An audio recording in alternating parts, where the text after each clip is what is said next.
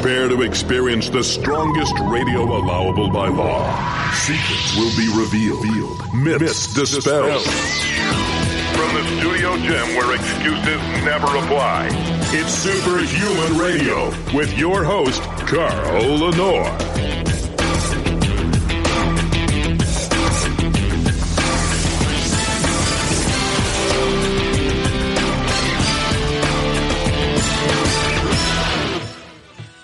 Hey, welcome back to another episode of Superhuman Radio. Today is Tuesday, which means we will be enjoying an episode of the Blueprint Power Hour in just a moment with Coach Rob Regish.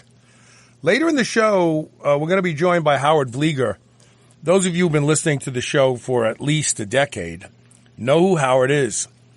He had been on this show a couple different times when, as a farmer, he had discovered that glyphosate was destroying the stomachs of the hogs he was raising. And really, Howard and another gentleman, farmer in Australia, were the first ones to sound the bell about the dangers of glyphosate on the gut of pigs. And pigs are very close to humans. And so he has worked tirelessly to come up with an alternative, a natural, non-toxic alternative to glyphosate, and I think he has done it. We're going to talk about that later in the show. Also, if you're watching live, feel free to post questions and comments for the Blueprint Power Hour, and we will always answer every single comment and question. You may have to wait towards the end of the show or the middle of the show, but we will get to them all. Before we do any of that, we have to thank our title sponsor, and that is, of course, Legendary Foods, makers of the Tasty Pastry. Undeniably the fastest growing sports nutrition, healthy, low-sugar snack in America today. I had one just before the show with one of Redcon One's MREs, the chocolate MRE, so 60 grams of protein. I felt like I was having dessert. It was delicious. 20 grams of high-quality protein, less than 1 gram of sugar in the Tasty Pastry. You can save 10% by using the code SHR10. Go to shrnetwork.biz/legendary. Use the code SAVE big time. And also, don't forget, listen during the commercial breaks for the secret word. When you hear the secret word, email it to onair@superhumanradio.net. Include your mailing address. You'll get a free box of Tasty Pastries, thanks to the generosity of one Ron Penna, who is also the inventor, the creator of the Tasty Pastry. And without further delay, calling all Blueprint Army, fall in line. It's time for the Blueprint Power Hour with Coach Rob Regish on the Superhuman Radio Network. Hey, Rob, how you doing? Good, man. It's 70 degrees here in the Northeast, and it's been raining for 2 weeks. So a lot of rain, but that hasn't stopped us from getting to the gym and taking care of business. So. And my buddy Joey tells me the apples have never looked better in upstate New York. So. Yeah, I mean, upstate New York is beautiful. For those of you that just think of New York City, when you hear New York, it's a whole different ballgame. And they've, when upstate New York, so we've all heard of Rome apples. Those come from Rome, New York, not Rome, Italy. And we've had years where they haven't gotten much rain up there, and the apple crops have been pretty bad. The deer still like them. Deer love apples. If you have an apple orchard or a few apple trees on your property like I do, the deers are there every morning looking to see what fell overnight.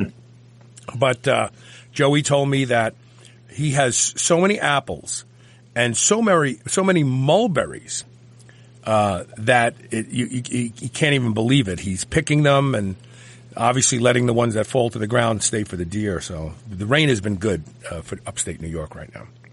Yeah, well, that's one good thing. Everything is green. Very green. Yes, everything is green. Here, too. You're right. It's raining today. Training is going good, I take it? Training is going very good. I've dropped another couple pounds, so that's translated, of course, into more reps on my body weight stuff. My joints feel better, and things are more or less proceeding as planned. I could be in a lot worse shape. Let me say that. We have lots of good questions. Again, feel free to post your questions or comments. We'll get to all of them. The first one comes from Sam Akbar. He says TMG, and we're talking about trimethylglycine here, right, is shaping up to be a real winner in the research. Is that because of the glycine, or is it the methyl group? How much should I be taking, or should bodybuilders be taking for this purpose? And I read a lot about it on the boards, and people seem sincere, at least most of them. Is it a placebo effect or something else? What's going on? Well, he's right about one thing. TMG, a.k.a. betaine anhydrous, it keeps racking up new studies that are showing all kinds of benefits in doses generally between 1.5 and 3 grams a day. About half of those benefits can be considered bodybuilding related, and the other half general health. But let's rewind though, because I want to show you what's real, what's exaggerated, and what kind of expectations that you need to have. TMG started showing up in the animal research long ago, late 1980s, early 90s, and it was during the mid 90s that it really caught my eye. Basically, it was being used, and still may be used, to create leaner, right, more muscular cattle and other animals when they bring them to market. So, of course, I tracked down and ordered some, circa the late 1990s. It was, I can't recall exactly what year, but I do know it was from the now defunct Beyond a Century bulk powder place. Anyway, I wasn't impressed with it, right? And never reordered. And now bear in mind, 4-androdiol is legal at this time, and it's freely available. And they were selling it too. And that stuff certainly worked. You could feel that. But, put yourself in my shoes. That was the comparison that I was kind of making between those two. Nevertheless, study after study was published as to its ability to cut cortisol, increase IGF-1 receptors, break down fat. They'll tell you it increases cell volumization, strength. It does lower homocysteine, which I'll get into, and also improve liver function. All of that from an extremely inexpensive nutrient that's derived from beets. So let me just cut to the chase. There may be a little extra muscle and a little more fat loss over time, but it's going to be, 3 to 6 months, and it's nothing dramatic. Having said that, TMG is extremely useful. If you're used in and around the workout, and certainly with amino acids, it's dynamite and has been shown to have many, many benefits, including recycling amino acids and extending the window, if you will, of anabolic action after a workout. When those two, amino acids and TMG, are taken together, which is part of the reason, by the way, TMG figures prominently in Synthogen and the EAAs. It is the health side of things, though, where you'll see TMG really shine. It's one of, if not the best ways that I found to go about lowering the inflammatory marker homocysteine. So if you're on HRT or you've got a progressive doc, they're probably going to be looking at that at some point. So based on what I've seen in my own labs, it does a better job of lowering homocysteine than, what's usually prescribed, which is, B vitamins and creatine. I would encourage you not to take my word for it. Try it and see. I'm willing to bet even heavy B vitamin use or creatine will lower it, but at least in my case, it does so, and I'm in the very, very top of that range.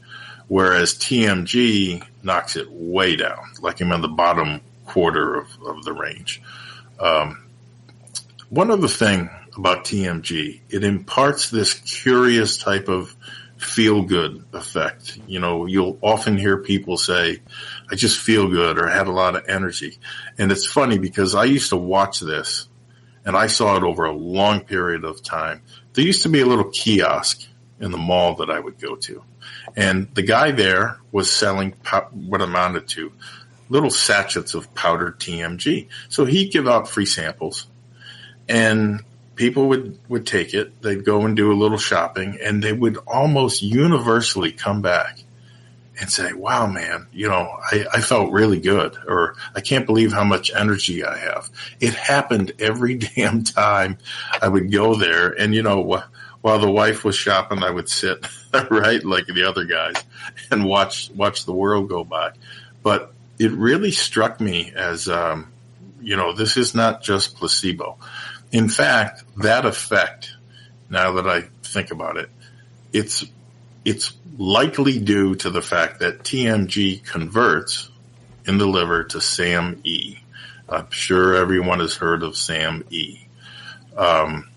And SAMe in multiple studies has shown that it can benefit mild to moderate depression.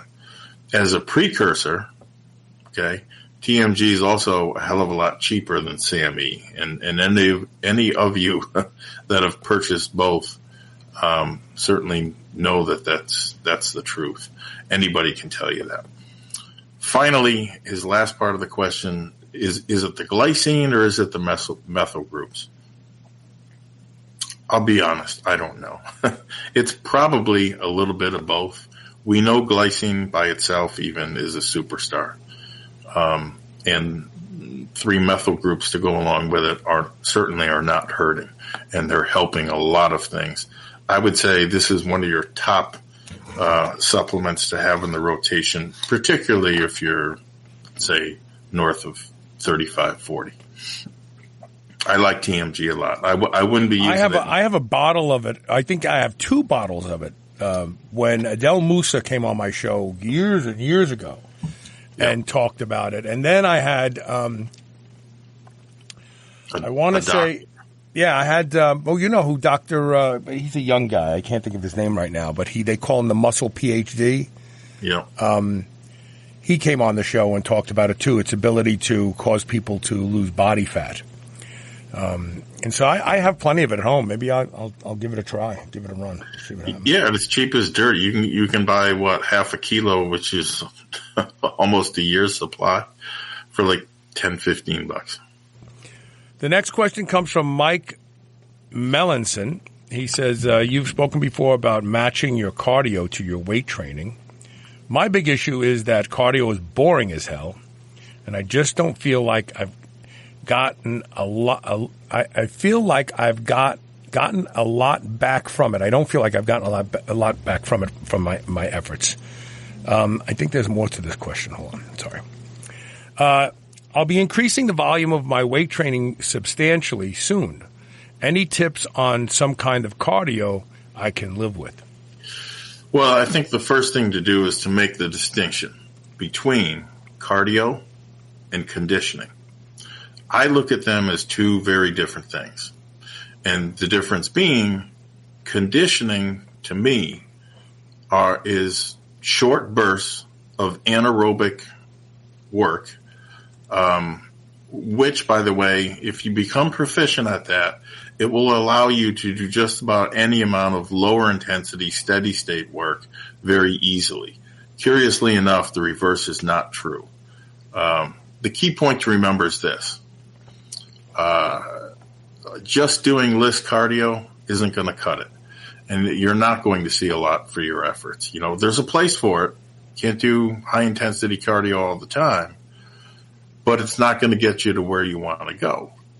Also, there is no rule which says you need to perform one and only one, I'll call it a movement, when working on your conditioning. For example, You might hit the heavy bag for 30 seconds. Sprint with a sled that's got, half your body weight. Do that for 150 feet.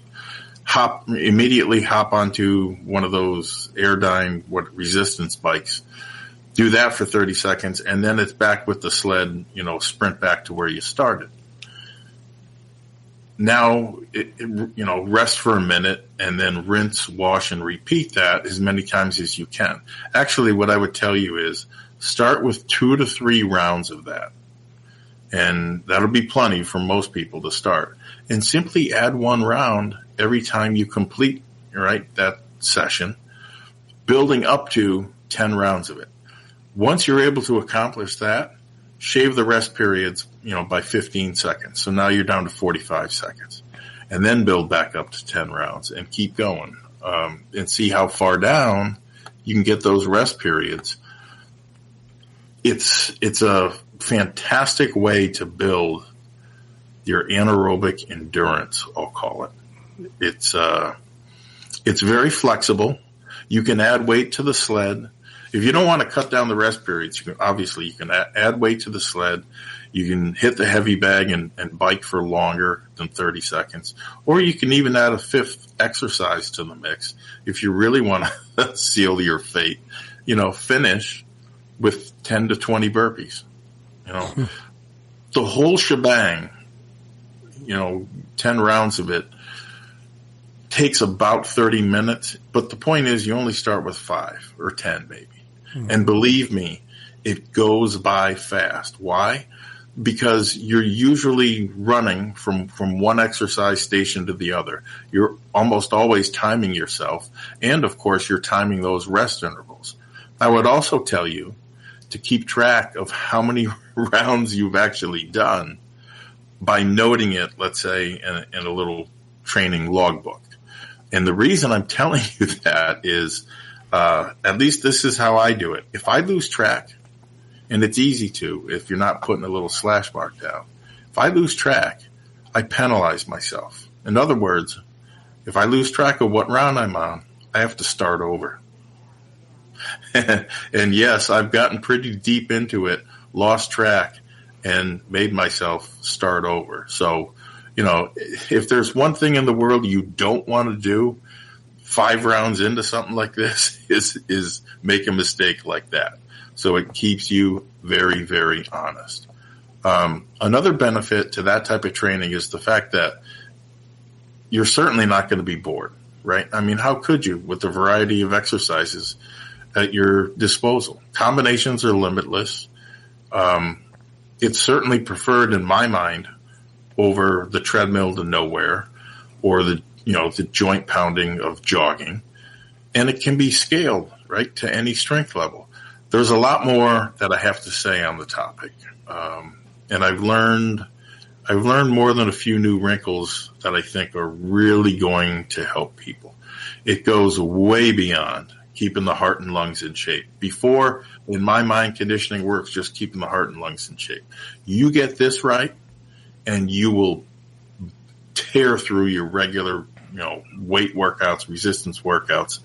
I found myself going from, oh my God, I got to wait, at least another 3 minutes before I recover, to I'm looking at it, it's like, oh man, I want to go. I want to go now. It's only been a minute or two. I want more. You just burn through it. There's no comparison to when you're not doing it. So that's what I've experienced. I would encourage you to experiment in said fashion and find what works for you, but you certainly won't be bored, and you will get back. And you're really, people think that the only kind of cardio there is to do is to get on a treadmill or an elliptical machine and park yourself there for 45 minutes. I like, if you ever watch Dr. Sean Baker's videos, the guy who's the carnivore guy, he combines a series of things.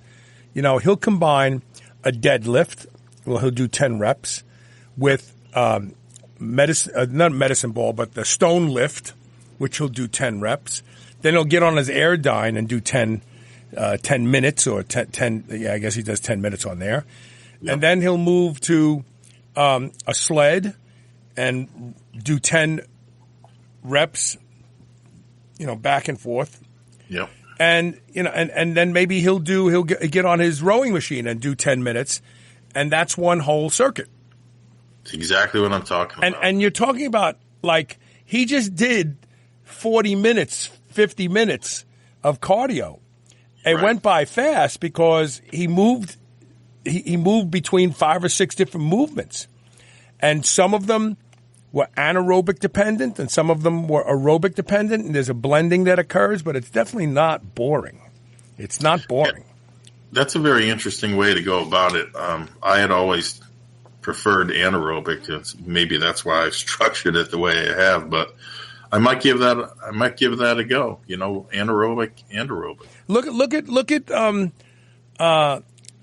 who was the guy I did a show about him? Isn't this funny? I am so tired today. I'm sorry about this. It's just exhausted. I had some problems last night at night, and I didn't get a good night's sleep. But with that being said, Litvinov, the guy who was the famous hammer thrower in the Olympics, his thing was he would do a set of squats, and immediately upon being done with that set, he would sprint 200, 300 yards. This is another way to do cardio. People don't think about it, but, if you don't think cardio is affected by heavy lifting, you're missing the boat. So there's a lot of things you can do to make your cardio sessions much less boring. You just have to think outside the box a little bit. Jim Cicchetti says, friend and I have a difference of opinion as to what's better for hypertrophy, box squats or regular squats. My friend says box squats because you can recover faster from them. I say regular squats because box squats are more of a power lifter's movement. Who's right? Neither of you. Well, sorry. The short answer to me is there are, you're both partially right and maybe partially wrong. In a bottom line sense, if I had to pick one, I would say he's right. In other words, regular squats will hypertrophy the leg muscles more than box squats. Everything else being, even or constant. Now, your friend correctly points out that recovery from box squats is generally much faster than so-called regular squats. Yeah, because regular squats are harder. I mean, come on. What are we talking about here? Look, not squatting, you can recover from not squatting even faster. You know what I mean? So come on. The reason regular squats are take time to recover is because they're harder. And we all know time under tension. What people forget about all of this is when we start splitting hairs about hypertrophy, you can do 5 reps, but do 25 sets. And now you've got the magic of strength building combined with the magic of hypertrophy because volume is what makes muscles bigger. Right. That's the magic. Good. I'm sorry. I didn't mean to jump on you. So, I'm thinking your friend might have been thinking because you can recover faster, you can do more frequently, and therefore, use more volume and grow better. But that's only a partial truth. Box squats will build strength by virtue of the fact they allow for static overcome by dynamic work, which is to say, you lower yourself onto the box, you pause, right? So you'll be in a static position momentarily, and then you overcome gravity by standing up, which is obviously the dynamic part of it. In static overcome by dynamic. The slight pause that builds a lot of strength is what separates it in large part, in my mind anyway, from traditional squats, where you've got a much faster transition, right, from eccentric, lowering of the weight, to concentric, pushing it back up.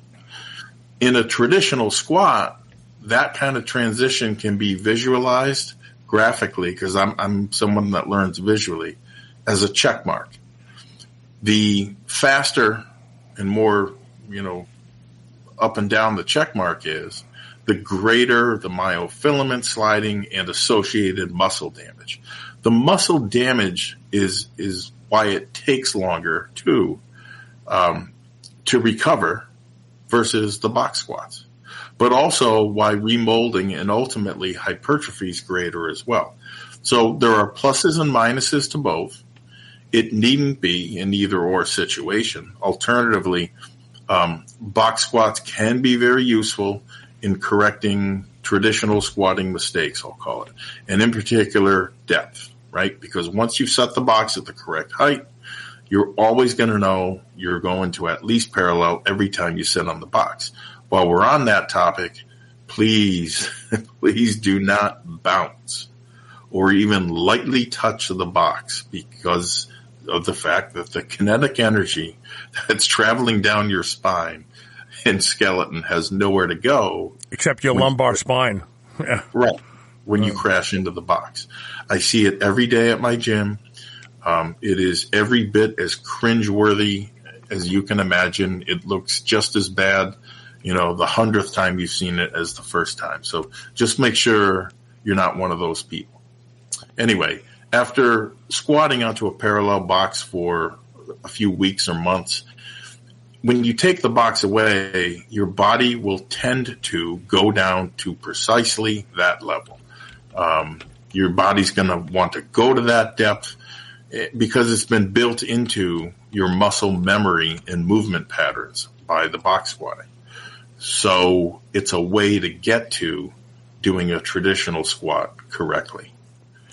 Do you know what ZDX is? So first of all, Pete Williams is a childhood friend of mine, a guy I love very much, and we went to Nativity school in Brooklyn together, and we became awakened. He and I used to escape school and go to Pratt Institute where all the hippies were protesting the Vietnam War, and it was really very cool. Pete's a good friend of mine. He posted ZDX. I'm looking for ZDX. The only thing I can find is it's a car by Acura. Pete, can you expand on this if it's a question? We would love to discuss it. I'm familiar with ZDX. Yeah, I'm thinking maybe he means like, what is that thing with the bands, that they, you use your body weight and it's like bands that you can do push-ups on and. Like TRX? TRX. Maybe he's talking about TRX. I'm not sure. So if you could expand on that, Pete, that would be great. The other thing is, if we know anything about what builds muscle, it's volume. In fact, you can build muscle with 35% of your 1 rep maximum if you do enough volume with it. And this is something that seems to evade people. Why we're continuing to have these questions about what builds muscle. Dr. Brad Schoenfeld, Lane Norton, Doug Brignoli, these guys who are champions and scientists in this field all agree that, yeah, of course your body will respond to just a 5x5 indefinitely. But if you want to build muscle, you have to do volume because volume stretches the muscle. The fascia of the muscle is like the walls of the rooms in your home. And if you want to put more furniture in the room, you have to move the walls out to make room. And volume does that because it capitalizes on the pump, and the pump stretches the fascia. And when the fascia stretches, then the muscle fibers can take in more fluid and get plumper, which makes the overall size of the muscle larger. You don't get that from doing a powerlifter's workout. Now, you can do it with a powerlifter's workout if you do 20 and 30 sets of everything. If you're just doing 3 to 5 reps, good. Do 3 to 5 reps, but do 20 sets of that. Don't stop at 5 sets if you really want to use that. And that's what power building is. Power building that is practiced by Mike O'Hearn, he's a strong MF. I don't care who doesn't like him or they want to argue about whether or not he uses gear or not. I mean, the guy on his birthday, 40-something birthday, does like 40-something reps with 315. I mean, the guy is a savage. He's a monster. And so to tear a page out of his power building protocol, he uses extremely heavy weight. And he does as many reps as he can with that weight. But he does tons of sets. Tons of sets. Gets to the gym at 4 o'clock in the morning. Like, you know, he's there for hours. And that's another thing that Doug Brignoli said. Most people don't train long enough. That's why they don't get the results. They want to be in and out of the gym in a half hour, 40 minutes, and they believe that stuff they saw on YouTube, build muscle in 15 minutes a day. That's BS. If that was the case, every bodybuilder would do that. Right. And you know, if you think about the exact opposite of that, heavy duty, one set to absolute muscular failure, you never see the hypertrophy keep up with the strength gains. No. I've always said that a certain threshold of mechanical work needs to be done in order for hypertrophy to occur. It's another way of just saying what you did, Carl. You know, I put an inch on my biceps in one day because of this guy right here, Rob Regish. But guess what?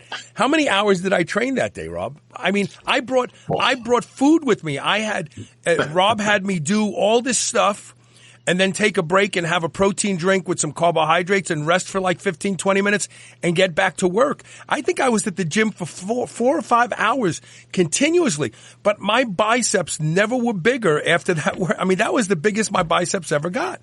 And what does it tell you? We're not training long enough. That's all it is. Yeah. And it's not just inflammation. No, it wasn't inflammation at all. It wasn't. Right. I mean, it sticks around. When you do it right, it sticks around. Yes. We're going to take a quick commercial break. When we come back, we've got lots more questions. Feel free to ask your questions live, and we will get to all of them. You are listening to and watching the Blueprint Power Hour. You can go to CoachRobRegish.com to learn more. We'll be right back.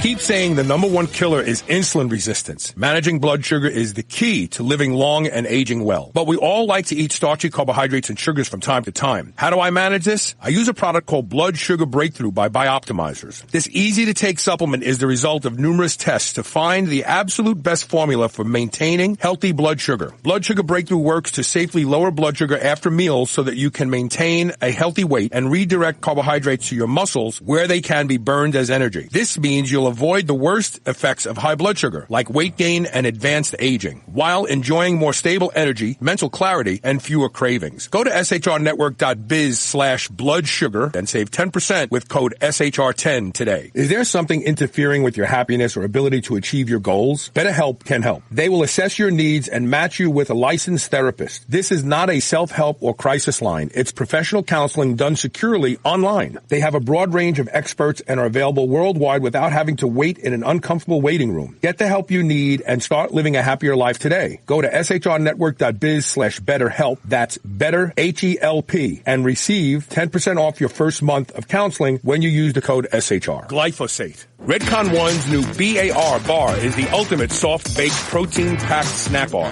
powered by peanut butter. Perfect for while on the go to help curb hunger or sneaky sweet tooth cravings. With 20 grams of protein, use as a meal replacement bar or when you're in need of a high-protein snack. Eat a Redcon One bar as a midday snack or for fuel before an intense training session. Go to shrnetwork.biz/Redcon1 and use the code SHR25 and save 25% off these delicious bars today. Attention meat lovers. I've discovered a snack with just 2 ingredients, meat and salt. That is so tender and delicious you almost can't believe it. That's right, no soy, sugar, or other crap. Our partner Carnivore Snacks nailed it with these mouth-watering snacks. They have a variety too. Ribeye, pork loin, leg of lamb, and more, all sourced here in the USA from regenerative farms. Claim your superhuman offer from Carnivore Snacks today at shrnetwork.biz/snacks. That's SNAX. Use the code superhuman for 15% off your your first order, plus a free 2-ounce pork loin. If you spend any amount of time sitting while at work like I do, I have the chair for you. The Backstrong chair from All 33 is the most comfortable office chair I've ever sat in. That's the truth. Their patented technology allows your body to move the way it's supposed to move while you sit. Designed by a chiropractor to position your pelvis in a way that stacks all 33 of your vertebrae into perfect alignment. The benefits of this ideal posture include relief of back pain, deeper breathing, better digestion, improved circulation, greater focus, sharper memory, and more productivity. Start experiencing these benefits today. Go to shrnetwork.biz/move and use the code SHR100 for a $100 discount on your Backstrong chair. Being superhuman means being conscientious about the choices we make. White Oak Pastures is superhuman when it comes to raising livestock. They're committed to animal welfare, land regeneration, and rural revival. They responsibly manage the entire process from the pasture to your doorstep. High-quality, pasture-raised, great-tasting meat from a farm you can trust. Full nose-to-tail selections. They even have options for your pet. Go to shrnetwork.biz/whiteoak and use code SHR20 to save 20% off your entire first order. You're listening to the Superhuman Channel. We're ripped and we're ready.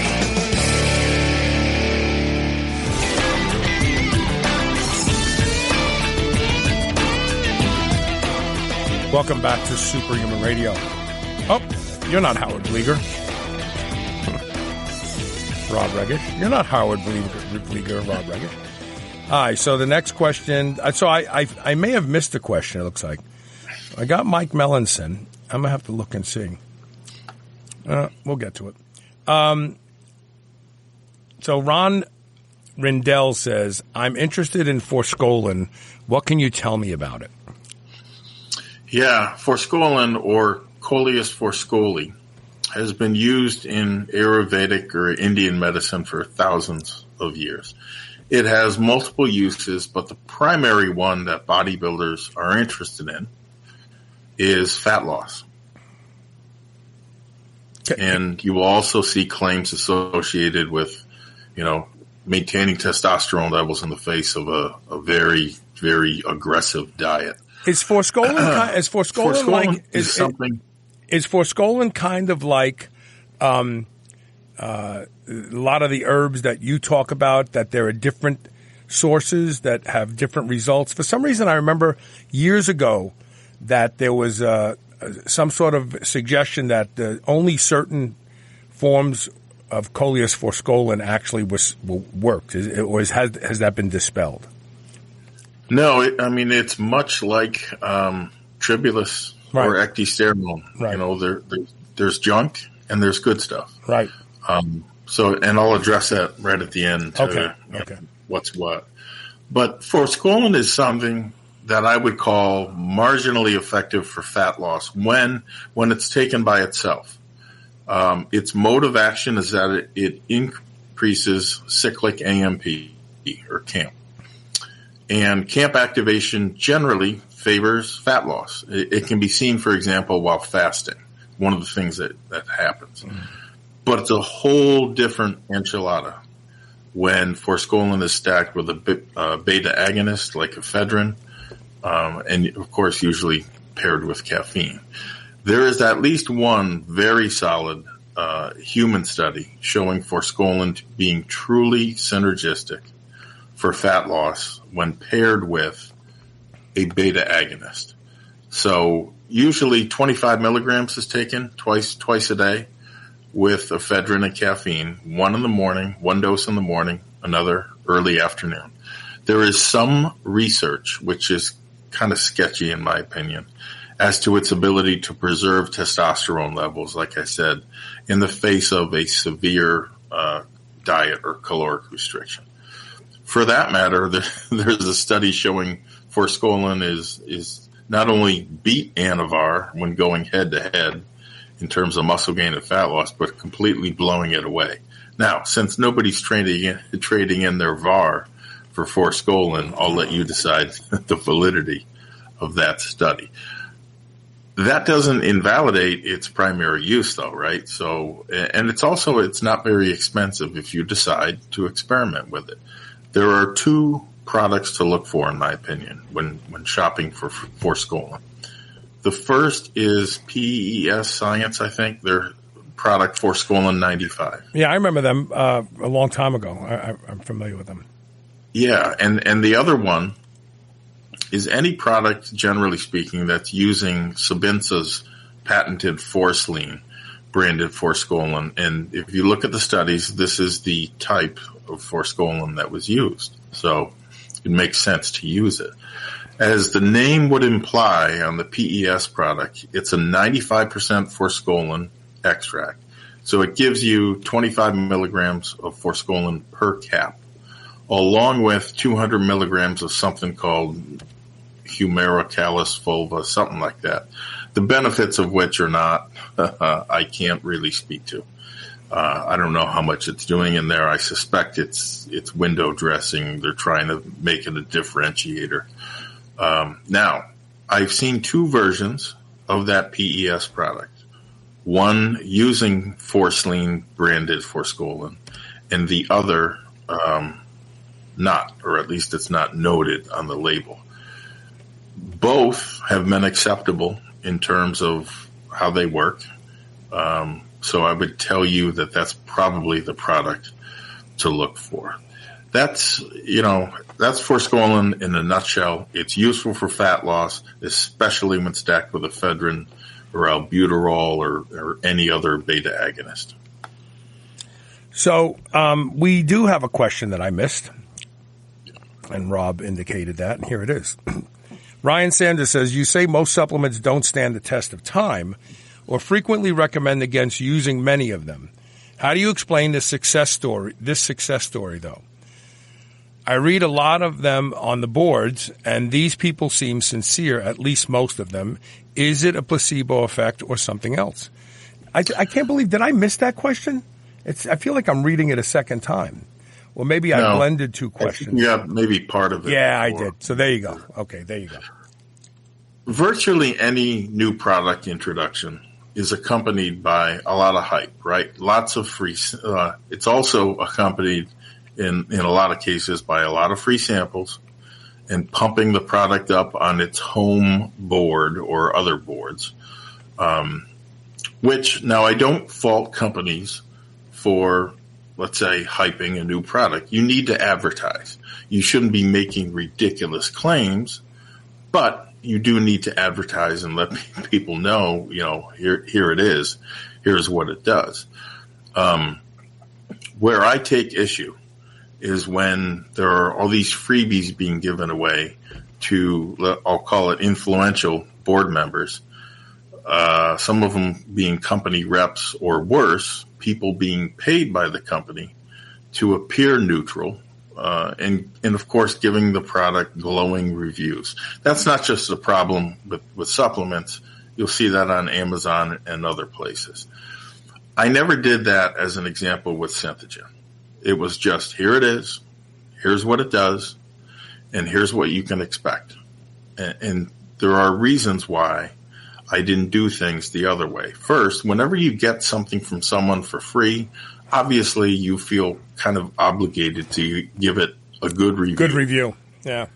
Or at the very least, the benefit of the doubt, right? Otherwise, you're not going to get any more free stuff in the future. And let's be honest, people love free stuff. Right. Second, fake reviews, in my mind, are worst of all, meaning these are bots or they're people paid by the company to appear neutral or impartial and, of course, say good things. And as you can imagine, that goes on a lot. When you remove the things like that, though, that will tend to bias a review, you're still left with two other problems that kind of skew reality. And they are, number one, the placebo effect, which is, anything new, exciting, or expensive or exotic is going to get people to get excited and possibly act differently. Let's be honest. People are hopeful. We all want to build muscle faster. We all want to lose fat faster. So when somebody comes out with something and there's some substantially understandable science behind it, we want to believe in it. We want it to work. Yeah. And when I say act differently, I mean, they'll tighten up their diet. They're more consistent with their training. they train harder in some cases, or they generally practice a more disciplined lifestyle. And of course, the results follow, and they don't know which one to attribute it to. So that's one of the problems. The other one is this. There's always going to be that kid out there who's using the product at just the right time, right, in his training career. So let's say for the first time, he's eating more than 2,000 calories a day.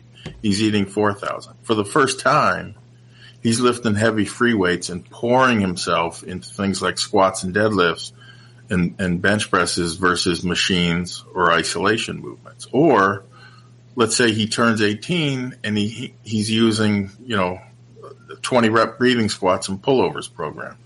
Against that backdrop, he coincidentally just starts using the new product, and of course he's going to gain, right? He's probably going to make some of the best gains of his training career, and many of them will be convinced, though, that it's a supplement doing a lot of the work, right?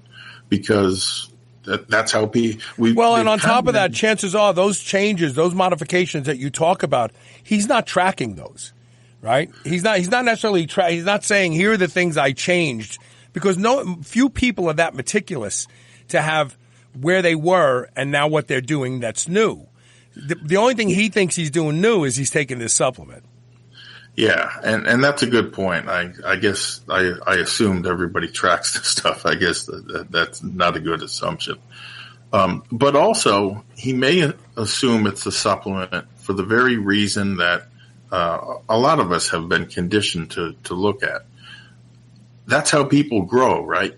They take something as opposed to doing something like changing their workout, changing their diet, etc. That kid's going to be over the moon, and you can bet his online review is going to reflect it. And here's the thing. Even if later on he's like, oh, you know what, that really wasn't the supplement, it was my training or diet. That review is out there forever in cyberspace. Right? Yeah, because 3 months later he could go, wow, that stuff ended up being a bust because I didn't gain the muscle I thought I was going to gain. But that's not going to be out there. What's going to be out there is that one review. Right. So, once you strip away all of those things, though, you're left with what really works. And that's usually, I'll call it the 30-year-old and up who's been in this game for a long time and repeatedly buys the product. Repeat buys by guys that have been around the block will tell you more about a product than any amount of advertising, any amount of online reviews, any amount of hype. It's all about staying power. And, well, just coincidentally, it's Synthogen's 10-year anniversary later this month. So, I could say that about a number of products, but there's one that I recall vividly. When I rolled it out, I got a lot of skepticism from people. And what I said almost word for word was this. 10 years from now, Synthogen's still going to be around, largely unchanged. And here we are. So that's how you find those products. But yes, things like the placebo effect are very real. Yeah. And that's why you really just have to try this stuff yourself. Read the science, and if it makes sense to you, give it a try. And, that's what happened with creatine, and people keep using it. So, Can I ask a favor? Can we break now? Yeah, we're going to. We're actually breaking now. We're going to take a quick commercial break. We'll be right back. Stay tuned.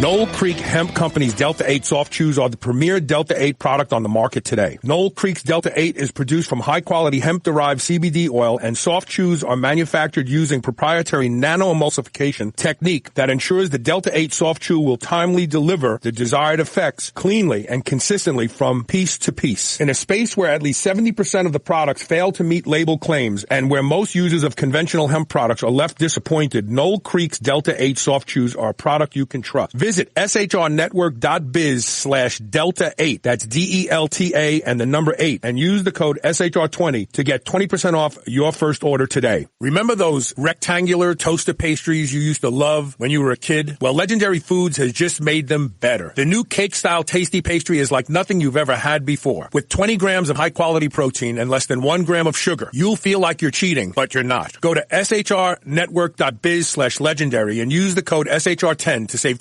10% off your purchase of tasty pastries. Now available in cookies and cream, red velvet cake, birthday cake, blueberry, strawberry, brown sugar cinnamon, and hot fudge sundae. Go to shrnetwork.biz/legendary and use code SHR10 today. New Mass Pro Synthogen X2 just upped its own legendary game. To distance itself even further from the rest of the pack, Synthogen X2 now has double the key active ingredients. If you've ever wondered what steroid-like recovery feels like, Synthogen X2 delivers. See why others compare it favorably to powerful bodybuilding drugs at Synthogen.com. Mass Pro Synthogen. When you train with it, you'll gain with it. Every day, there's a new wellness trend. Eat that, do this, avoid those. How do you know where to start or who to trust? Inside Tracker helps you cut through the noise by analyzing your blood, your DNA, your lifestyle, and your fitness tracker to provide you with a science-backed, trackable action plan on how to live, age, and perform better. Personalized, one-size-fits-one recommendations to help you optimize you. For a limited time, Inside Tracker is offering Superhuman Radio listeners 25% off the entire store. Go to shrnetwork.biz/inside tracker, INSIDETRACKER, to save 25% off. Change begins on the inside. Glyphosate. Being superhuman means being conscientious about the choices we make. White Oak Pastures is superhuman when it comes to raising livestock. They're committed to animal welfare, land regeneration, and rural revival. They responsibly manage the entire process from the pasture to your doorstep. High-quality, pasture-raised, great-tasting meat from a farm you can trust. Full nose-to-tail selections. They even have options for your pet. Go to shrnetwork.biz/white oak and use code SHR20 to save 20% off your entire first order. If you spend any amount of time sitting while at work like I do, I have the chair for you. The Backstrong chair from All 33 is the most comfortable office chair I've ever sat in. That's the truth. Their patented technology allows your body to move the way it's supposed to move while you sit. Designed by a chiropractor to position your pelvis in a way that stacks all 33 of your vertebrae into perfect alignment. The benefits of this ideal posture include relief of back pain, deeper breathing, better digestion, improved circulation, greater focus, sharper memory, and more productivity. Start experiencing these benefits today. Go to shrnetwork.biz/move and use the code SHR100 for a $100 discount on your Backstrong chair.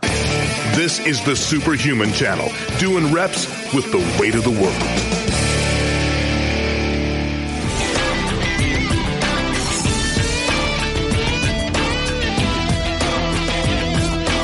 Later in the show, we're going to be joined by Howard Vlieger. He's in my green room now. I see him. I see you, Howard. And we're going to be talking about an alternative to glyphosate. We just did a show with Dr. Stephanie Seneff about her new book, Toxic Legacy, and talking about the dangers of glyphosate. Howard is one of the guys who brought it to my attention. He has a buddy who's a farmer in Australia that he introduced me to years ago, who they started looking at the stomachs of the pigs that they were processing and realized these pigs had horrible ulcers and all sorts of gut problems. And they showed it was tied directly to the feed that had been sprayed by glyphosate. And that was the beginning. That was the beginning. Before we get to the blueprint tip of the day, let's go ahead and so Peter Craniotakis, I'm sorry if I can't pronounce your name, Craniotakis. What method can be used to increase joint lubrication? I get viscosupplementation injections in both knees every 6 to 8 months and take glucosamine chondroitin, MSM, Celadrin, and etc. What do you think? Well, the only thing that I didn't hear on his list that I would be using is Cesis. I don't know if that's lubrication per se. It sounds like he's doing a good job covering some of those bases. I do know of a gel that has been injected into several people I know their knees with varying degrees of success. It's called high molecular weight hyaluronic acid. Yeah, so that has a particularly good track record, at least in those cases within our realm of, let's say. I got them back in the day. I only got it. I went one time. They give you a shot in each knee. They use what do they call that? Ultrasound guided, so that they get into the capsule joint, and they inject it once a week for 2 weeks, and then you go away. And I never needed anything after that. It was amazing. I'll tell you that right. It was high molecular weight hyaluronic acid, and I think it was. I think the brand back then was actually called Hyaluron, RON, Hyaluron. Yeah. Yeah, I mean that's what I would be doing, depending upon your body weight and body fat level. Dropping 5 to 10 pounds takes a lot of pressure off a joint. Okay, so if you live near Columbus, Ohio, there is a physician up there. If you PM me, I don't want to say it out loud. If you PM me here, I will send you his information. That does growth hormone injections directly into the knees. This is following a show that I did a decade ago on intra-articular growth hormone injections. It actually regrows cartilage. And if you PM me, I'll send you his information if you're interested in getting with him. You have to bring your own growth hormone. He won't prescribe it because it he'd undergo a lot of scrutiny from the FDA and the Medical Licensure Board and all that sort of stuff, just because it's growth hormone. Oh, my God, that's so dangerous. But when they inject it directly into the capsule joint, it's not delivered systemically, and so it just stays in there. And they do 20 milligrams in 20 IUs in each knee once a week for 3 weeks. And then you go home, and in 6 to 8 months, your knees are like they were when you were in your 20s. True story. That could really help a lot of people, obviously. Yeah, Peter said he's been using the Hyaluron. Yeah, it does work. It just doesn't work forever. That's the problem with it. So, Rob, what is the blueprint tip of the day? Tip of the day is why learning the hard way is sometimes the best way. So, as a father and coach, I frequently talk to my son and his friend about the dangers of engaging in certain high-risk activities. Having said that, they're 15-year-old boys, right? I mean, there wouldn't be emergency rooms if there weren't for 15-year-old boys. But my son's friend, his name's Gerard. He's a great kid. He's very smart. He's an extremely hard worker in the gym. But he also does a lot of dumb stuff. Stuff like climbing to the highest point that he can find and then jumping off. I mean, my knees cringe whenever I see him do this. He is also prone to, let's say, swinging from TRX straps and putting his feet in the grips and just swinging because he's bored in between sets. Well, one day I heard a splat, and it was him. He had fallen backwards and almost perfectly flat slapped against the very, very hard ground, right? Really his upper back and maybe even a little bit of the back of his neck. Had that been a split second later, had he swung forward just a little further, he may have broken his neck. So I'm constantly on him about not jump or, don't jump off stuff. Now, if you want to climb, God bless you. Climb all you want. God knows I climbed, 100-foot pine trees when I was a kid. But jumping from ridiculous heights, that's a problem. And I got to drill it into him every time I see him. If you keep that up, you're going to get hurt or worse. And that's what I told him that day and virtually every day after that. So he texted me Monday, which was day one of his vacation on Cape Cod. And the news wasn't good. He had jumped from a rope swing, apparently, and broke almost every bone in his foot. He said he shattered a growth plate. I don't know where, maybe an ankle, who knows. But his leg was so swollen, they couldn't even put him in a cast. And we're talking Boston Children's Hospital, I think he said he was at. He's not going to be walking for months by his own admission. And he's headed back home now to a hospital that's a little closer for more medical care. Now, I didn't come down too hard on him, right, because he's already down and out. But I did say everything happens for a reason, and he may have actually been fortunate. And what I meant by that was this might have been just what he needed and to keep him from doing something even dumber and getting hurt worse, breaking his neck, God knows what, right? He is learning the hard way right now on many levels, but sometimes that's the best way. When you learn things the hard way, those lessons tend to stick. Right? I mean, I learned real fast that you couldn't train 3 times a day, every day, even when you're very young, or at least the way I was doing it. Or certainly for any length of time. You just can't keep it up. Now, how did I learn that? Well, I wasn't smart enough to stop, so my body stopped me anyway. By number 1, I got sick, and number 2, I got hurt. That's your body's way of protecting itself. When you're not bright enough to stop doing what you're doing, when every joint, tendon, ligament, and muscle in your body is protesting. So, that was the bad news. The good news is I never made that mistake again, because building muscle was so important to me. It hurt as much or more to be set back and not be able to build muscle for 6 weeks than the actual injuries and sickness themselves. Now, I'll give you another example. Later on, I learned about a variety of intensification techniques. And so, one day I figured if 1's good, then 3's got to be better, right? I mean, you just stack these 3 on top of each other. Needless to say, that didn't go very well. And so that was another trip to the hospital.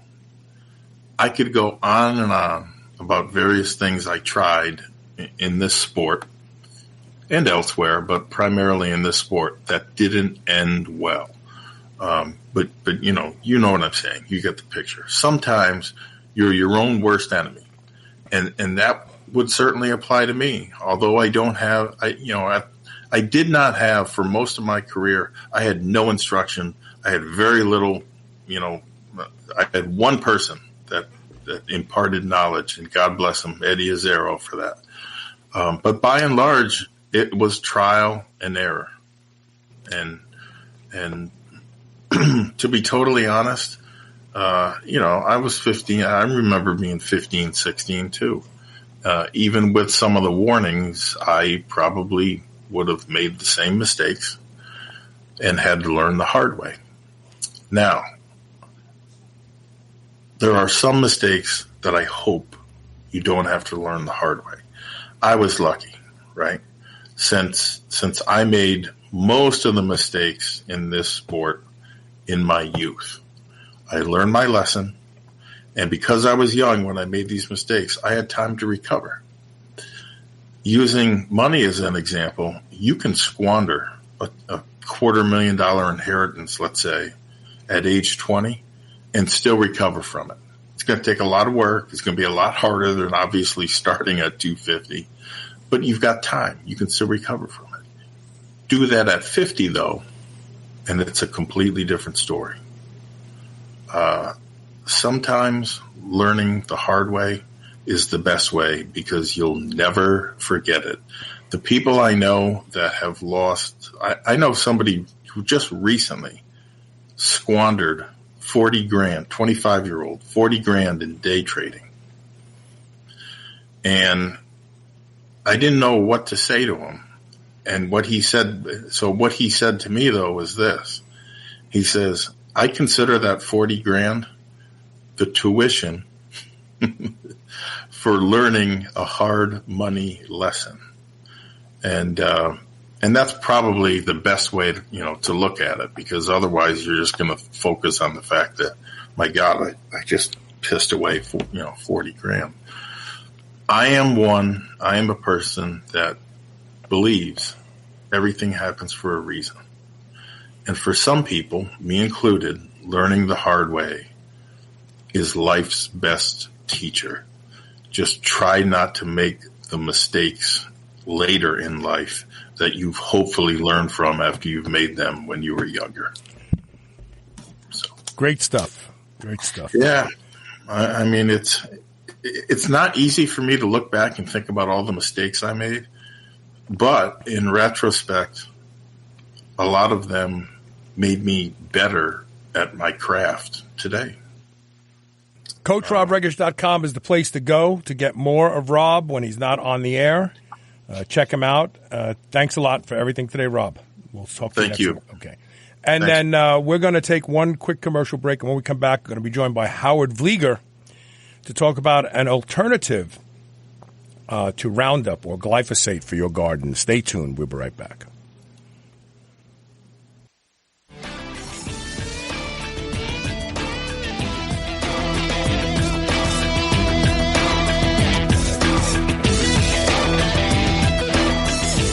Keep saying the number one killer is insulin resistance. Managing blood sugar is the key to living long and aging well. But we all like to eat starchy carbohydrates and sugars from time to time. How do I manage this? I use a product called Blood Sugar Breakthrough by Bioptimizers. This easy-to-take supplement is the result of numerous tests to find the absolute best formula for maintaining healthy blood sugar. Blood Sugar Breakthrough works to safely lower blood sugar after meals so that you can maintain a healthy weight and redirect carbohydrates to your muscles where they can be burned as energy. This means you'll avoid the worst effects of high blood sugar, like weight gain and advanced aging, while enjoying more stable energy, mental clarity, and fewer cravings. Go to shrnetwork.biz/blood sugar and save 10% with code SHR10 today. Glyphosate. I need to share with you all a revolutionary new wearable technology called HapBee. HapBee allows you to enjoy the effects of caffeine, alcohol, nicotine, melatonin, and muscle relaxants without actually ingesting anything. Yes, really. They figured out the unique magnetic signature of each of these molecules and recorded them. Just put the HapBee on, choose the signal you want, and it starts projecting the magnetic signature of that molecule that you choose, like coffee for feeling alert. Go to hapbee.com/SHR. That's HAPBEE.com/SHR to learn more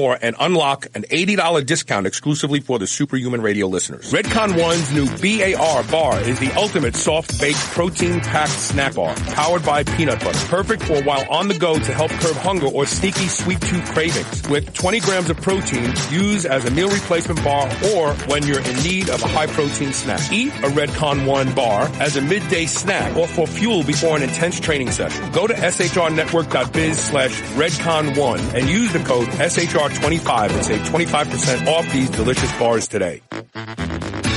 New Mass Pro Synthogen X2 just upped its own legendary game. To distance itself even further from the rest of the pack, Synthogen X2 now has double the key active ingredients. If you've ever wondered what steroid-like recovery feels like, Synthogen X2 delivers. See why others compare it favorably to powerful bodybuilding drugs at Synthogen.com. Mass Pro Synthogen. When you train with it, you'll gain with it. Attention meat lovers. I've discovered a snack with just 2 ingredients, meat and salt. That is so tender and delicious you almost can't believe it. That's right, no soy, sugar, or other crap. Our partner Carnivore Snacks nailed it with these mouth-watering snacks. They have a variety too. Ribeye, pork loin, leg of lamb, and more, all sourced here in the USA from regenerative farms. Claim your superhuman offer from Carnivore Snacks today at shrnetwork.biz/snacks. That's SNAX. Use the code superhuman Human for 15% off your first order plus a free 2-ounce pork loin. Remember those rectangular toaster pastries you used to love when you were a kid? Well, Legendary Foods has just made them better. The new cake-style tasty pastry is like nothing you've ever had before. With 20 grams of high-quality protein and less than 1 gram of sugar, you'll feel like you're cheating, but you're not. Go to shrnetwork.biz/legendary and use the code SHR10 to save 10% off your purchase of tasty pastries. Now available in cookies and cream, red velvet cake, birthday cake, blueberry, strawberry, brown sugar cinnamon, and hot fudge sundae. Go to shrnetwork.biz/legendary and use code SHR10 today. You're listening to the Superhuman Channel. We're ripped and we're ready.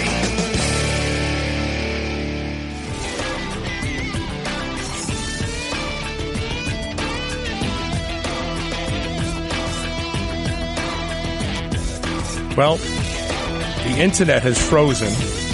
I'm trying to get Howard on. Something always goes wrong. Isn't it amazing? Stand by if you can still hear me. Not sure what's going on.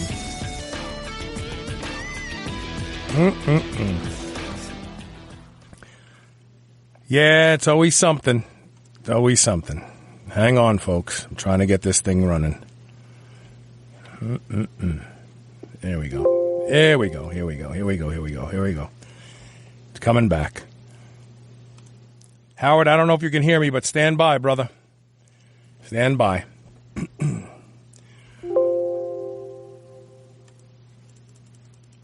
I have no idea what's going on right now. No. That's not what I want. Close that. Here we go. Come on. Bingo.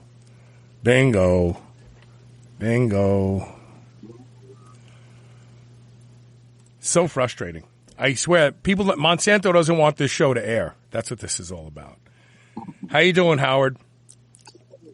Thanks. We'll be up and around. Yourself? Yeah, good. So for those of you who remember Howard Vlieger, he came on the show many, many years ago when we discovered that hogs that were eating genetically modified crops, soybean and corn and stuff like that, were developing horrible ulcerations in their stomach, and they were getting sick. Their litter numbers were dropping.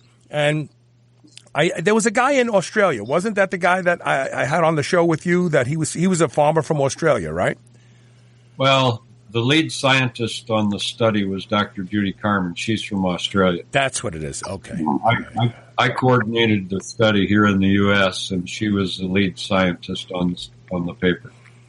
And back then, you guys were the first ones to kind of raise the red flag and say, maybe glyphosate is destroying these hogs' stomachs. And maybe it's doing that to humans, too, because we know that humans and hogs share a lot of biology and physiology. And that's kind of what started this whole thing. And then Dr. Stephanie Seneff came along, and then Dr. Anthony Samsel. And we just had Stephanie on the show because of her new book, which is now very, very science-heavy, showing not only from her position that all the things she warned about when it came to glyphosate have come to pass, but also Dr. Anthony Samsel, through the Freedom of Information Act, has gotten damning emails between Monsanto and other organizations where they admitted knowing that glyphosate was really bad for humans, but they went out and they released it on the population anyway. Well, the EPA, there are probably more than one meaning for that. I always thought it meant ensure pesticide applications. That's funny. So you've worked for how many years now to try to come up with something that's not toxic and that actually enhances the quality of the soil that would be an effective herbicide? How long have you been working on this? Well, I've been working with this company since I started working with Contact Organics in the fall of 2015.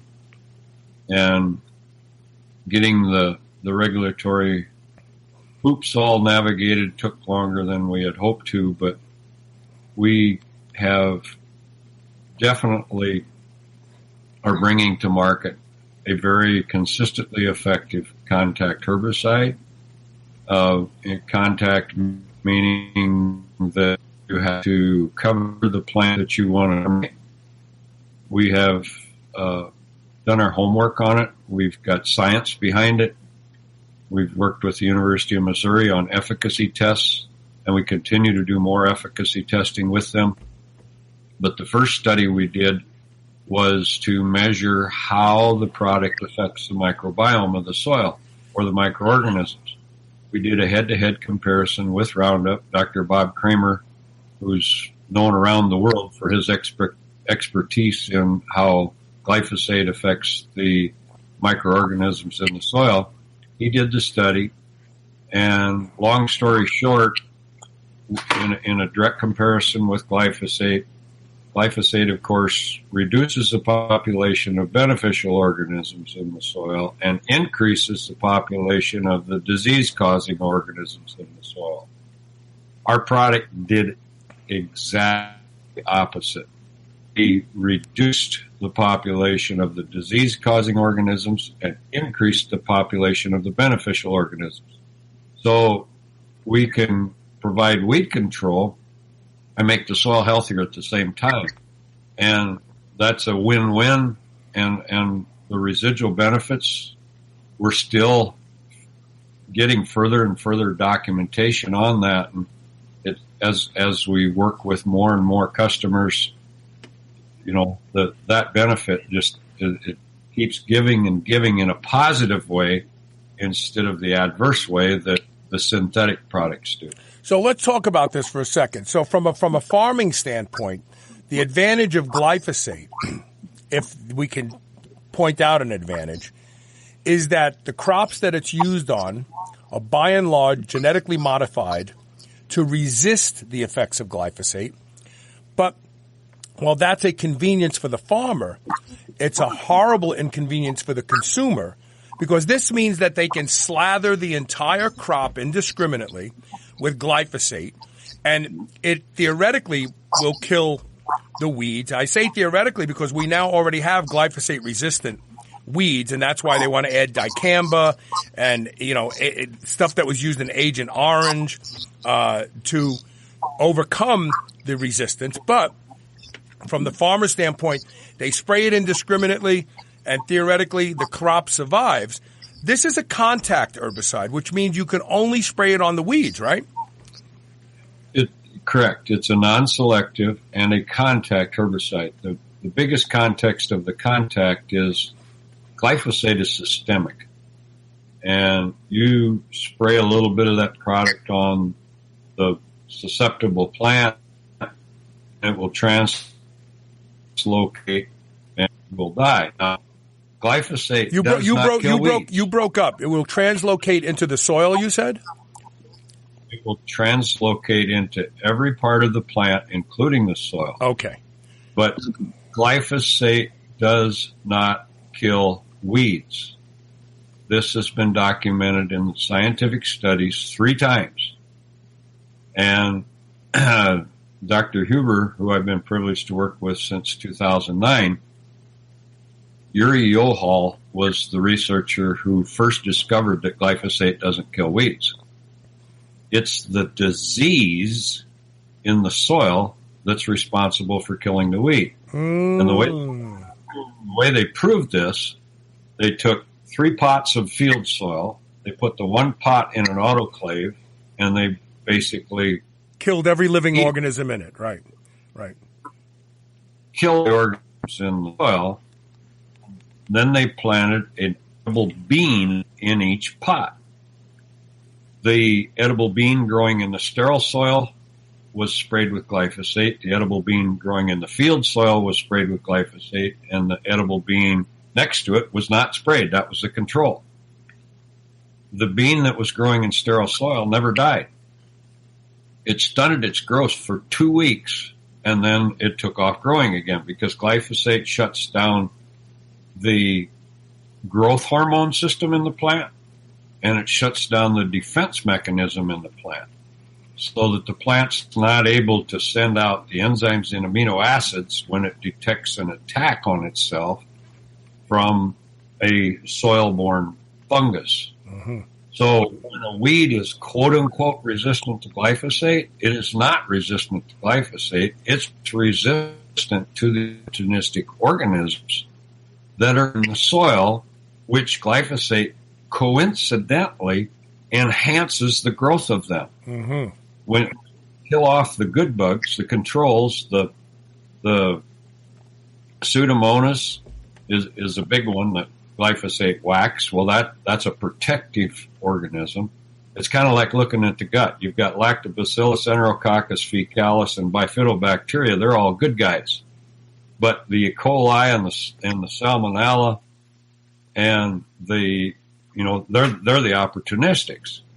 So when that weed becomes quote unquote resistant to glyphosate, it's not resistant to glyphosate. It's resistant to the disease.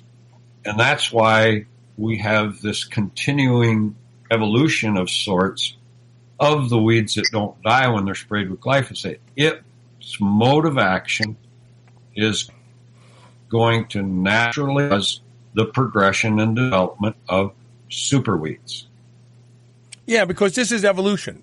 Basically, glyphosate is the new selection pressure. The weeds that thrive in an environment or in the soil that glyphosate is basically poisoning, they become stronger. They create more other growth.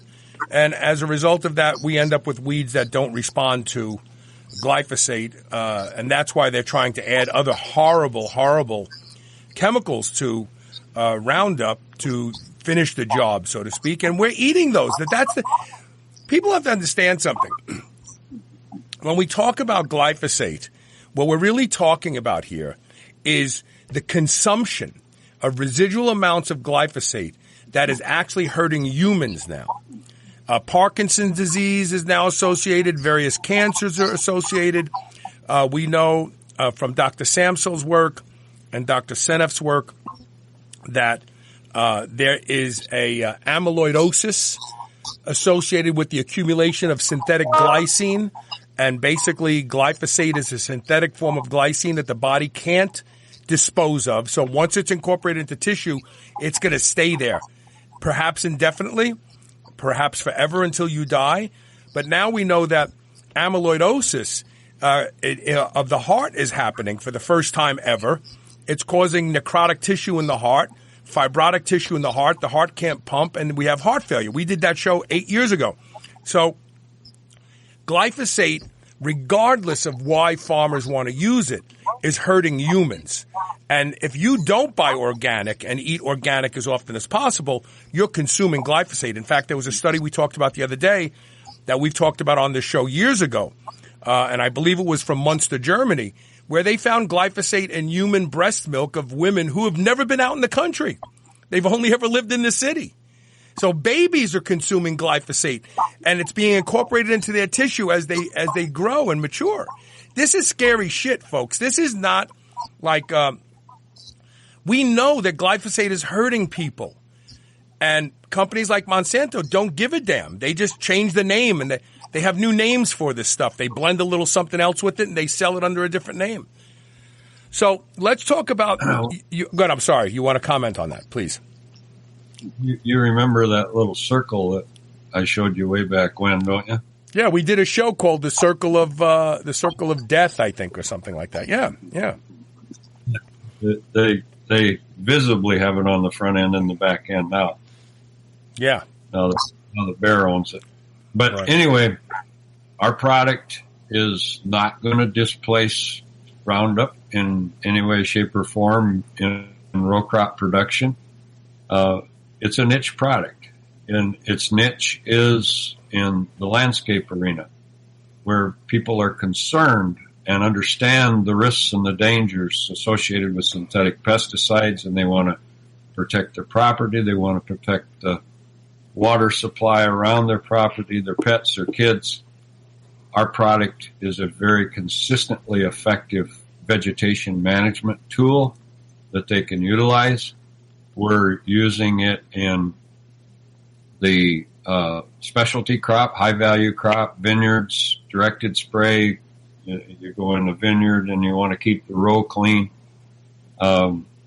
when we did the first tests in Australia with the one big consult. He had a vineyard and also does consulting around the world, and he'd been trying alternative products because, number one, he knew the pressure that was getting on the vines in the vineyard, and he knew that his customers don't want to be drinking glyphosate, so they had to come up with an alternative. And we did a side-by-side comparison with two other products that they were trying to get success with.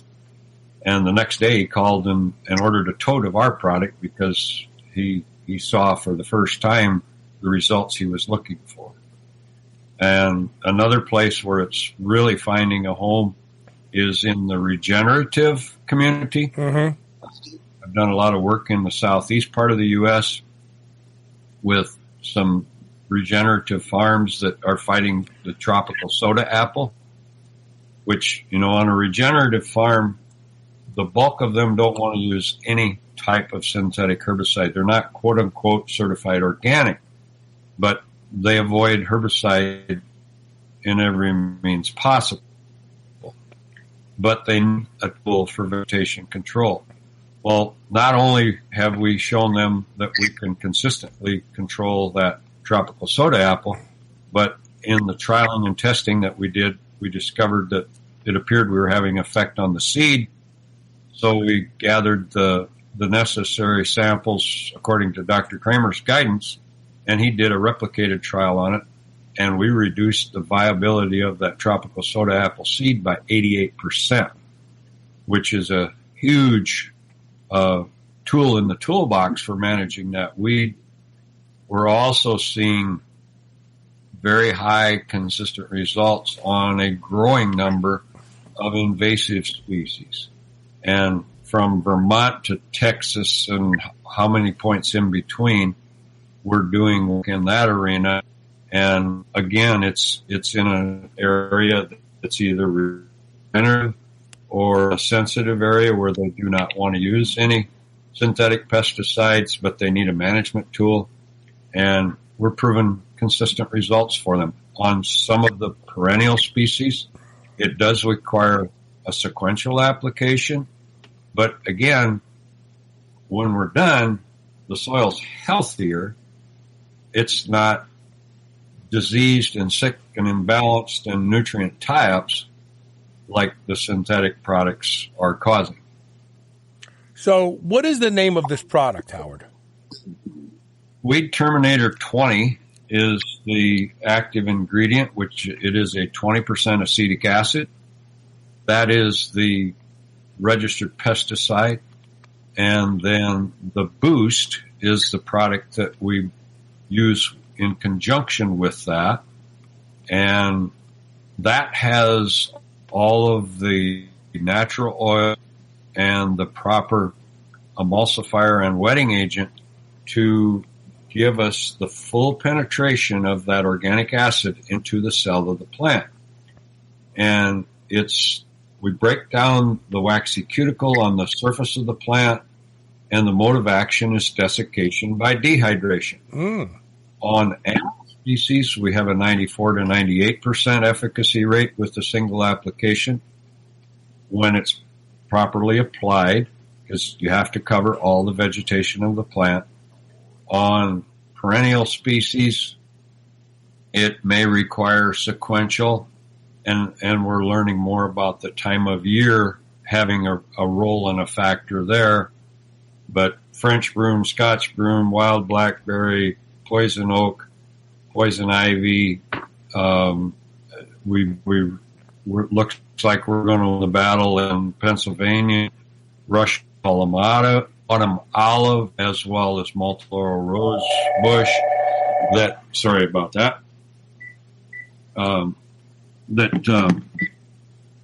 Is both of those plants are extremely invasive out there. So, really, they're really pleased with the results that we're showing them, and we continue to. So let me ask you a question. So milkweed, which is considered an invasive species, but lots of horses like to eat it, lots of cows like to eat it, and apparently the monarch butterflies love to eat it as they traverse the country. If a farmer sprayed milkweed with this, I'm assuming it wouldn't hurt the butterflies, right? It will not hurt the butterflies. It is highly effective on milkweed. It's not 100%, but it's better than 90%, depending on the stage of the growth. Can the weeds upregulate and become resistant to this over time in an evolutionary process? I've asked the countless weed scientists that I'm privileged to work with. I says, is there a potential for resistance? And they said it's minuscule. And another question I posed to Dr. Kramer, somebody asked me one day, well, what's the half-life on your product? Well, first of all, it's a biopesticide. It's made from organic compounds. It's not synthetically produced. It's not quote-unquote certified organic at this stage. We're working towards bringing that formulation to market, and that's just a matter of sourcing some of that ingredients from different avenues so that the refining process doesn't disqualify them. Right. Which, technically, you can take water and it's okay to call it organic, and you boil it and it's no longer certified to organic, doesn't make sense. That's the way the rule is, and we're working on developing that certified organic product. But as far as developing resistance, no.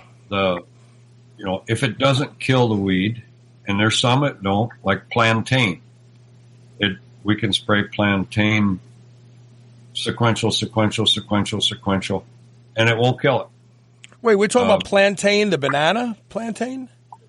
No, it's plantain. It's a very broad leaf, flat.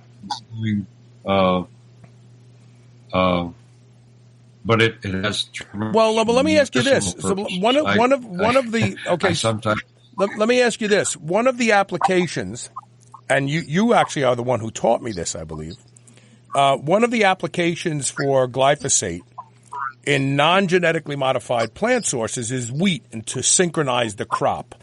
By putting the pressure of killing the crop, it matures faster, and so these farmers systematically spray an entire crop of wheat and days before it's harvested so that there's 100% yield per acre. Can they do that with this? Could they spray a crop with this new product and will it put the pressure on the wheat to synchronize and mature quickly? Let me explain the pre-harvest desiccation first. The purpose for that with the glyphosate is to dry down the crop rather than allow nature to do what it does so well and let it dry. They come in and spray the glyphosate, and 5 to 8 days later, then they've reduced that moisture content to where it's now below the maximum. It's below the maximum allowable limit, so that they can harvest. And the problem with that is that glyphosate is systemic. It's going to accumulate in the meristematic tissue of the plant. That's the root tips and the buds. Well, some of it's in the straw, but a lot of it ends up in the grain. Mm-hmm. And we'll do this with oats, wheat, barley. Barley, they've if it's going to the brewery, it's forbidden. The breweries buy a barley that's been desiccated with glyphosate because they can't make beer out of it if it ferments. Mm. When you get glyphosate residue in there, it kills the bugs that they need to get the fermentation process. Right, so right. That's the move. And there are a lot of the oats that comes into the country is coming out of Canada, and one of the big grain merchandisers up there announced that as of next year, I believe it is, they're going to discontinue buying oats that's been pre-harvested with glyphosate. And there's another way to do it. You can swath it, lay it in the windrow, and then let it dry down, and then come and harvest it. Yeah, but that's more steps, and that takes time. So can you take the desiccation process and dehydration process and make it happen with your product? We haven't attempted that yet. We're looking for seeing the capability of the material, and this stage, we cannot do that. We're hoping that we can progress to that level. We've done it in a small trials in potatoes, and when we did it in Tasmania, it was better than the synthetic product they were using as far as the termination and the overall effect to the potatoes, but the volume of material that was necessary for application to get the results, and then the cost didn't make it feasible at this stage of the game. So we have to further hopefully we can further develop the capabilities of a newer formulation to be able to use it in that arena. So let's talk about lawn care for a second. We're coming to the end of the interview. So this is something people could use to spray the weeds in the cracks of their driveway, like they use Roundup now, right? Correct. And it's also that something that commercial lawn care and landscape companies could use when their customers say, I don't want glyphosate sprayed on my dandelions. Correct. And we're finding I'll give you an example. I put on 7,500 miles in the month of June. I was from Whitehorse Junction, Vermont to Fort Lauderdale, Florida, as far as north to south. And the one place I stopped in Connecticut, it was a kids camp, family camp. And a friend of mine had arranged the opportunity for me to do a spray trial for them. In there, told them all about it. And I said, I'll gladly do a demonstration for you. And so we went and did the demo. And we started in a parking lot area in the median, and I sprayed all of on one side. I says, we'll have a control. That side I'll leave, and this side I'll spray. And I sprayed all of the weeds growing in the mulch there. And then we went back in the woods, and I sprayed poison ivy on trees and along a fence. And by the time I had sprayed out the 4-gallon backpack sprayer full of product, and about a half hour had passed. And they said, well, how quick will we see this working? I said, well, let's drive back to where we started.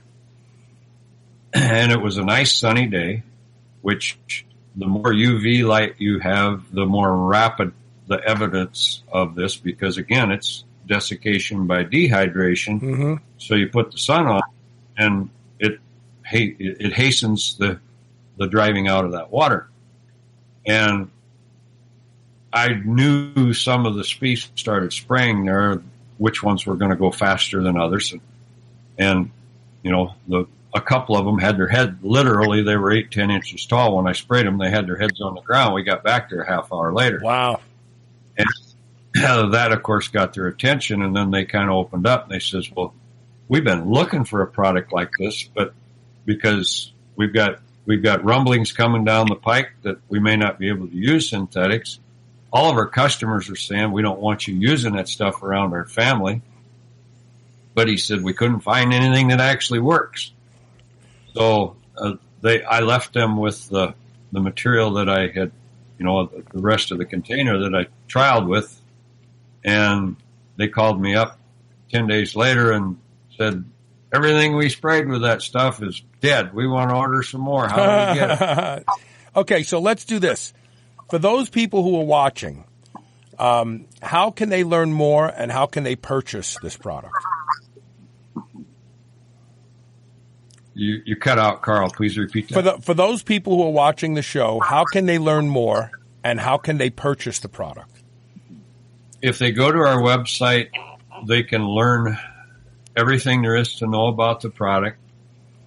I was hoping that we would have the online purchases up and running by today, but there's some sort of a little glitch for getting the The ordering system is ready to go. That's all in place. But we've got some glitch between the freight company and the 3PL facility, which I saw emails back and forth on that today. Hopefully they'll have that ironed out. And the website is contactorganics.com, right? Contactorganics.com. Okay. And that will take you to the U.S. website. We have, we're in the marketplace, Australia, New Zealand, U.S., and Japan currently at this point in time with the product. And and one more time, the specific name of the product. So when they get to contactorganics.com, will they be confronted with just this product? There's all the supporting information, but under the products tab, all they'll find is Weed Terminator 20 and Boost. And then once we get the shopping portal on, it's already there. You just can't see it. Once they flip the switch, then they can order either the 32-ounce pack, which will make 5.5 gallons of spray solution, or the 1-gallon pack makes 22 gallons of spray solution, and the 4-gallon pack makes 88 gallons of spray solution. So it sounds like and then bigger than that, but it sounds like it's pretty economical. It sounds like it's economical. Okay, so we're coming to the end of the interview. Let me just put this up one more time. Contactorganics.com is the place to go to learn more about it. If you want we have an organic lawn care company that sprays for weeds, and it's all organic.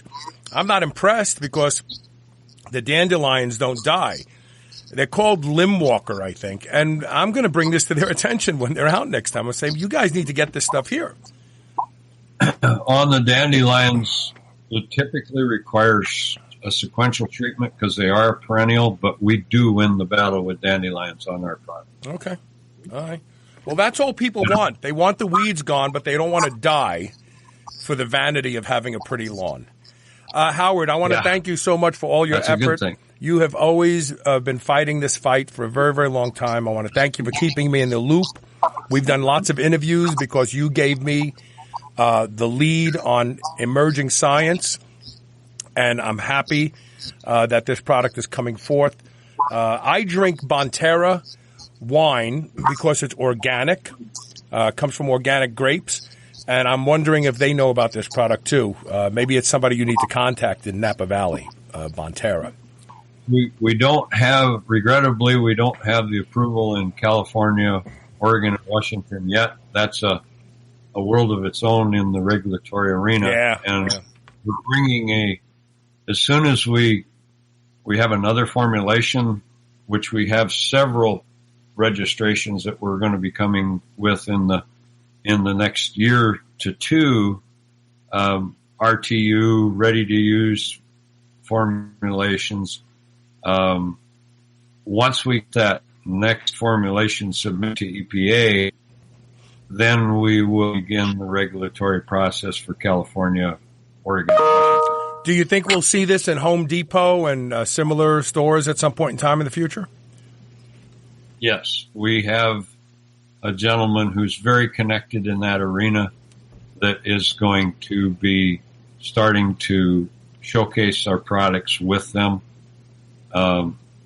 Both the short term for the online, they have significant online presence themselves as a result of the manufactured epidemic called COVID. And when the new formulation is, we hope to have that on the shelf for next year's spray season. So that's when things will really ramp up. Okay, contactorganics.com is the place to go. Also, don't forget to check out Coach Rob Regish's website, and that's CoachRobRegish.com, and we'll see everybody tomorrow with more Superhuman Radio. Howard, thanks for being here today, brother. Thank you, Carl. It's good to talk to you again. Good seeing you. Good seeing you. Care. We'll see everybody tomorrow with more Superhuman Radio. Don't forget, share the show. Share the show. Always share the shows. Help somebody else.